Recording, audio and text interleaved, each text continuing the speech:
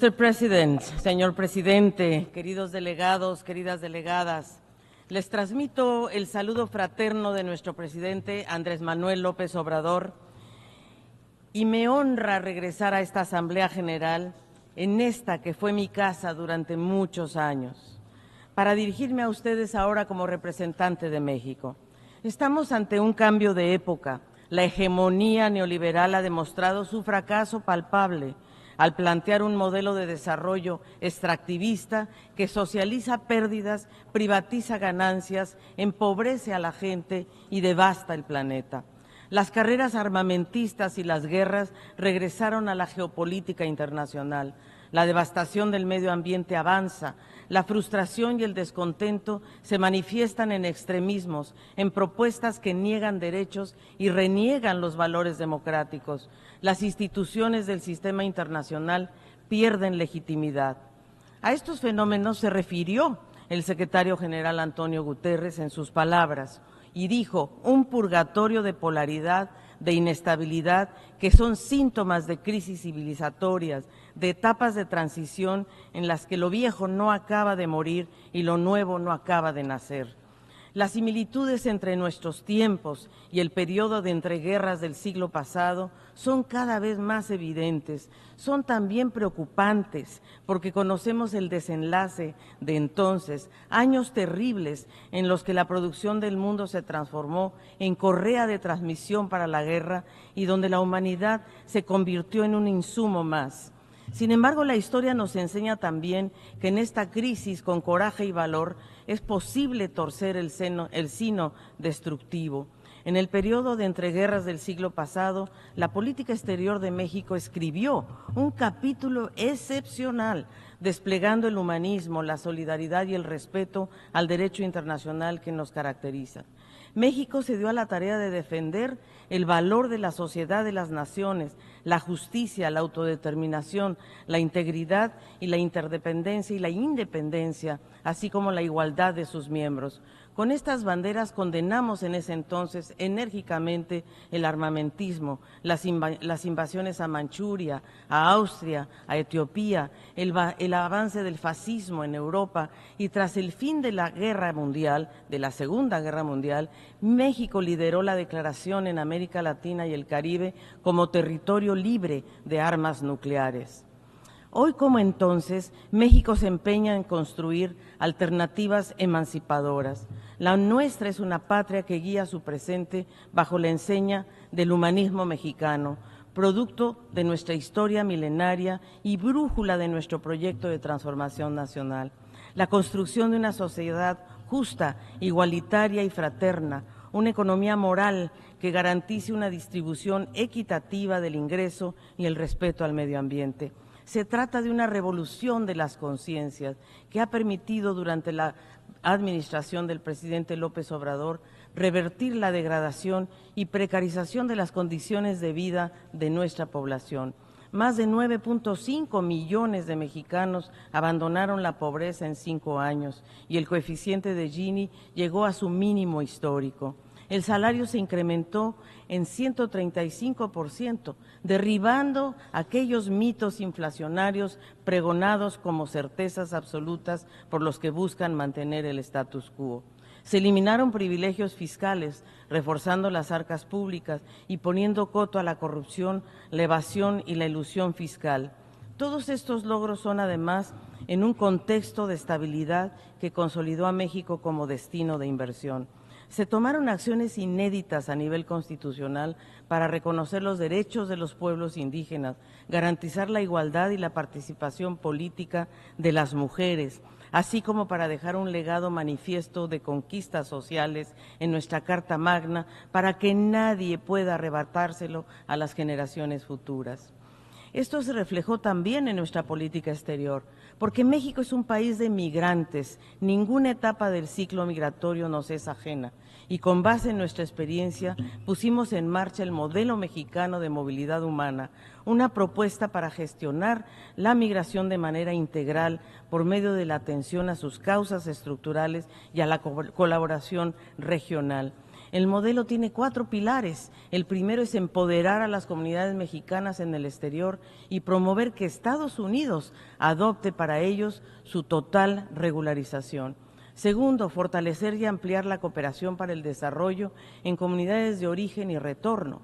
Tercero, atender los factores políticos y las sanciones económicas que inhiben el desarrollo y generan migración irregular. Y cuarto, generar vías seguras, ordenadas y sobre todo asociadas a la movilidad laboral. Lo decimos para que se escuche lejos.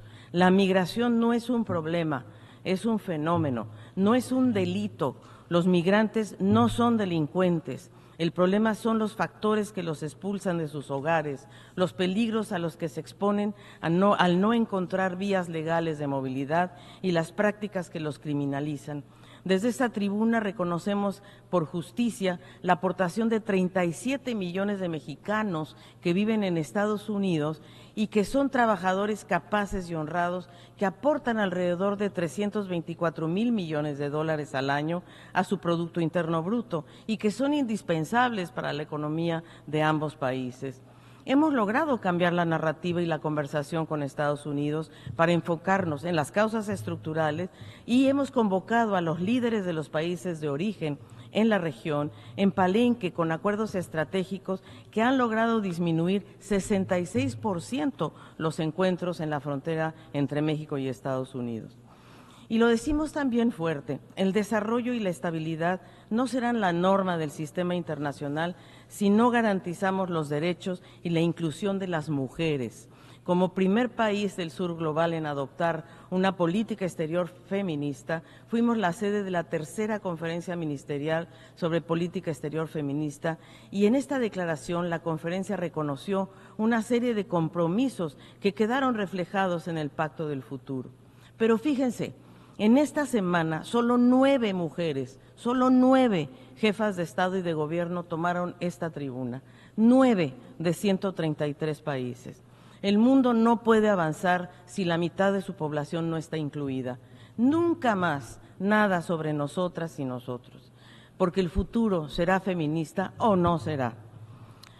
El cambio climático, como dijo Nicolás Stern, es la mayor falla del mercado de todos los tiempos y es también el mayor reto global. Y la única forma de mitigarlo es por medio de acciones colectivas y simultáneas. Estas necesitan financiamiento y el cumplimiento de las responsabilidades compartidas pero diferenciadas de los países del norte. Reiteramos nuestro compromiso con el Acuerdo de París, la implementación del Marco Mundial de Kunming-Montreal y de biodiversidad y la activación de sinergias entre los 3 acuerdos de Río, el Río Trío. Proponemos medir y restaurar la integridad de los ecosistemas como proveedores de bienes y servicios esenciales para la economía y el bienestar social y la estabilidad climática.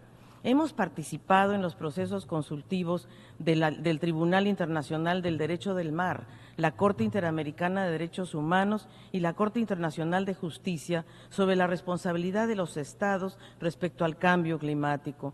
Seguiremos trabajando para lograr la ratificación del acuerdo relativo a la conservación de la diversidad marina en aguas internacionales y mantener la moratoria a la extracción minera en los fondos marinos. El panorama de la seguridad mundial, amigas y amigos, está experimentando una profunda transformación. Nos alarman las crecientes y diversas amenazas a la paz y seguridad internacionales. En particular, las violaciones de los propósitos y principios de la Carta de las Naciones Unidas y los crecientes riesgos de una guerra nuclear, la mayor amenaza a la que se ha enfrentado nunca la humanidad. Ante estos escenarios, defendemos la integridad territorial en todos los contextos geográficos, incluyendo en Ucrania, en Palestina. Abogamos por una solución política y negociaciones que incluyan a ambas partes, Rusia y Ucrania. En este sentido, aplaudimos la iniciativa de Brasil y China sobre la conformación de un grupo de paz en Nueva York. La guerra se ha prolongado demasiado y nos afecta a todos. Todos perdemos, menos los mercenarios de la muerte, menos aquellas empresas armamentistas que lucran con el dolor y la pérdida de millones de niñas, niños y familias enteras. Ante esta preocupante realidad, es imperativo que redoblemos esfuerzos para eliminar las armas nucleares, sus efectos devastadores que no pueden ser contenidos en el espacio ni en el tiempo, las hacen contrarias al derecho internacional y a la sobrevivencia de la humanidad. Pero también las armas de fuego son fuente de violencia e inseguridad en todo el mundo. México padece del flujo de más de 500,000 de armas hacia su territorio cada año de manera ilegal. La industria de armas necesita responsabilizarse de su negligencia y México ha acudido a las Cortes con este propósito, convencido de que la industria de las armas es actor clave tanto para la expansión como para la solución de este fenómeno. México sabe muy bien que el flujo ilegal de armas es la otra cara del flujo ilegal de drogas y del crimen organizado, particularmente en la frontera norte de nuestro país. Amigos y amigas, la humanidad se quiebra en Gaza ante la inacción de la comunidad internacional. Más del 70% de las víctimas de esta guerra son niños, niñas y mujeres. Más de 85% de los civiles han tenido que abandonar sus hogares. La mayoría de la población carece de acceso a alimentos, agua y electricidad. Por eso México solicitó intervenir en el caso iniciado por Sudáfrica ante la Corte Internacional de Justicia sobre la aplicación de la Convención Internacional contra el Genocidio. Y junto con Chile remitimos la situación de Palestina a la Corte Penal Internacional y entregamos un escrito de amigos de la Corte para resaltar la jurisdicción del tribunal. Negamos el falso dilema entre la violencia estéril del terrorismo y el castigo desproporcionado de gobiernos arropados por el doble estándar. Para hacer realidad la solución de los dos estados, es fundamental que se acaten las resoluciones de las Naciones Unidas y la opinión de la Corte Internacional de Justicia respecto a las prácticas en territorio palestino ocupado. Las instituciones y reglas que sostienen nuestro sistema internacional son la última línea antes de la barbarie. Por eso condenamos enérgicamente las flagrantes violaciones del actual gobierno de Ecuador a las normas más básicas de convivencia internacional, a los principios de la Carta de las Naciones Unidas, con el asalto ilegal y violento a nuestra embajada en Quito la noche del 5 de abril, la agresión a nuestros diplomáticos y la sustracción ilícita de una persona a quien México otorgó el asilo político y que sigue preso y gravemente enfermo. Reiteramos nuestro agradecimiento por la condena generalizada de este acto como comunidad internacional y no podemos olvidarlo ni normalizarlo. Amigas y amigos, sabemos algo. El Consejo de Seguridad de las Naciones Unidas necesita una reforma urgente. México propone la eliminación del veto en su totalidad y en tanto eso no se logre, al menos su limitación en casos de genocidio, crímenes de lesa humanidad y crímenes de guerra. América Latina y el Caribe, nuestra región natural, es una de nuestras prioridades, porque el progreso de cualquiera de nuestros países es el progreso de todos. Y en defensa del diálogo, la estabilidad y la democracia, proponemos la solución pacífica de controversias. Hemos sido garantes en el proceso de paz entre el Gobierno de Colombia y el Ejército de Liberación Nacional. Hospedamos ya 2 ciclos de negociaciones. Auspiciamos también diálogos entre el Gobierno de Venezuela, la Plataforma Unitaria Democrática y Estados Unidos. Y siguiendo los principios de solidaridad, autodeterminación y el bienestar de los pueblos, seguiremos involucrados en apoyar a Haití en la reconstrucción de su estabilidad y seguridad. Reiteramos la condena contra el bloqueo económico impuesto a Cuba desde hace 6 décadas, violando el derecho internacional, y nos pronunciamos por la eliminación inmediata de Cuba en la lista estadounidense de países patrocinadores del terrorismo. México, honrando la tradición de asilo de nuestra historia, ofrecimos asilo político a personas amenazadas en su vida, integridad y libertad. Concedimos refugio a decenas de miles de solicitantes y protección complementaria como país que abre las puertas a quienes lo necesiten.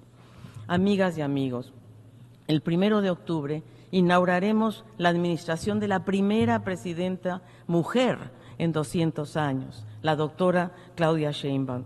Con su liderazgo, el gobierno humanista profundizará eso. Muchas gracias. La primera mujer. Con su liderazgo, el gobierno humanista profundizará los esfuerzos para combatir pobreza y desigualdad. Pondrá énfasis en el bienestar, en la prosperidad compartida, porque la igualdad de las mujeres llegó ya, la protección del patrimonio natural y el respeto al medio ambiente. Y lo que ella dijo, no llega sola, llegamos todas. Nuestra política exterior seguirá desplegando nuestros valores más altos, apoyándonos en nuestras raíces y en nuestras luchas. Ofrecemos esperanza hasta el miedo, solidaridad ante el odio y el regreso del humanismo ante la devastación. El nuestro es un mundo que ofrece un paisaje que desola el alma. Las y los ciudadanos de nuestros pueblos encuentran poco abono en el optimismo. Las pantallas reproducen cada día escenas de brutal crueldad y el reporte aritmético, ya casi mecánico, de los números de la muerte. Muchos son quienes dirigen la mirada a esta casa, a las Naciones Unidas, y esperan legítimamente que entre los salones, la inteligencia y la sensibilidad de los líderes del mundo hagan realidad la promesa de nuestros propósitos y que el diálogo y la diplomacia logren detener el fracaso de la razón. Y con justicia se frustran al contemplar que en vez de fraternidad, en vez de defensa colectiva a la dignidad humana, en vez de la aplicación de normas ecuánimes y de la ley internacional, se imponen intereses geopolíticos, facciosos y vergonzantes, dobles estándares. Y sin el mínimo pudor, subsiste el imperio desnudo de la fuerza, que es la otra forma de decir la concentración obscena del poder en un puñado de los pocos que se benefician del status quo, de los privilegiados, a quien este presente les resulta rentable, el dolor, la miseria y la sangre de tantas externalidades sencillas que no se reflejan en sus hojas de balance. Las naciones del mundo construimos esta casa, las Naciones Unidas, para forjar una ruta distinta y reafirmamos hoy que pese a todas sus insuficiencias, es esta obra civilizatoria la que merece nuestro compromiso y alternativas sensatas. Estos son los cimientos que la familia humana logró fundar tras el abismo de las 2 guerras mundiales, la herramienta que debería conjurar el riesgo de nuestra sobrevivencia ante el fuego de la violencia y el oprobio de la desigualdad. Hoy aparece impotente, incapaz ante el furor de la barbarie, maniatado frente a la evidencia de que su misión se frustra ante cada nuevo parte de víctimas. Necesitamos sembrar semillas de esperanza, cambiar la gobernanza y la arquitectura, porque a casi 8 décadas de distancia, el mundo, sus desafíos y su fisonomía no se reconocen más en un espejo que terco insiste en el reflejo de 1945. Necesitamos recobrar la confianza en el multilateralismo y sus instituciones, en el acuerdo, la cooperación, en la convicción de que pese a nuestra rica diversidad de colores y geografías, somos hermanos y hermanas de una misma comunidad, de un mismo planeta, con un mismo destino. A esto nos convoca el Pacto del Futuro, a renovar ese compromiso entre nosotros para vencer el temor y la desconfianza y recuperar la legitimidad de esta organización de la que somos parte. En ese camino, en la construcción de un mundo justo, encontrarán siempre en México a un compañero leal, a un socio comprometido, a un hermano fraterno. Hay que apropiarnos del hoy para construir el mañana y, como dijo José Emilio Pacheco, a propósito de otra era transformadora, 1968, él dijo: un mundo se deshace, nace un mundo, las tinieblas nos cercan, pero la luz llamea. No hay esperanza, dijo, pero hay vida y todo es nuestro. Y en ese camino quiero traer también las palabras de Eduardo Galeano. ¿Qué tal si empezamos a ejercer el jamás proclamado derecho de soñar? ¿Qué tal si deliramos por un ratito en este milenio, clavando los ojos más allá de la infamia para adivinar otro mundo posible, uno donde la justicia y la libertad, hermanas siamesas condenadas a vivir separadas, vuelvan a juntarse, pegaditas, espalda contra espalda, uno donde seremos compatriotas y contemporáneos de todos los que tengan voluntad de belleza y voluntad de justicia, hayan nacido donde hayan nacido, hayan vivido cuando hayan vivido, sin que importen ni un poquito las fronteras del mapa o del tiempo. Muchas gracias.